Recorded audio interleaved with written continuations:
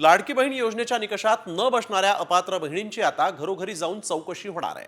ज्या लाडक्या बहिणींच्या घरी चारचाकी आहे त्या बहिणींना योजनेमधून अपात्र ठरवण्यात येणार आहे। आजपासून लाडक्या बहिणींच्या घरी पर्यवेक्षिका, अंगणवाडी सेविका जाऊन या योजनेच्या निकषात बसणाऱ्या बहिणींची पडताळणी करणार आहेत। 8 दिवसात पडताळणी पूर्ण करून अहवाल पाठवावा असे आदेश महिला आणि बालविकास विभागाने दिलेले आहेत। एकूण लाभार्थी महिलांची संख्या आहे 2,59,60,00,000 रुपये। दरमहा लाभाची रक्कम आहे 1,500 रुपये। दरमहा लागणारा निधी हा 3,885 कोटी रुपये। चारचाकी वाहनधारक 10 लाख आहेत अंदाजे।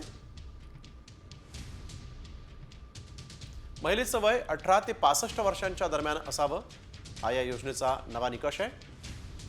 कुटुंबाचं वार्षिक उत्पन्न 2.5 लाख रुपयांच्या आत असावं।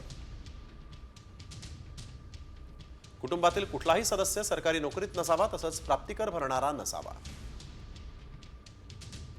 संजय गांधी निराधार योजनेसारख्या अन्य योजनेचा लाभ महिलांनी घेतलेला नसावा। कुटुंबाच्या नावावर चारचाकी वाहन असल्यास अपात्र ठरणार आहे।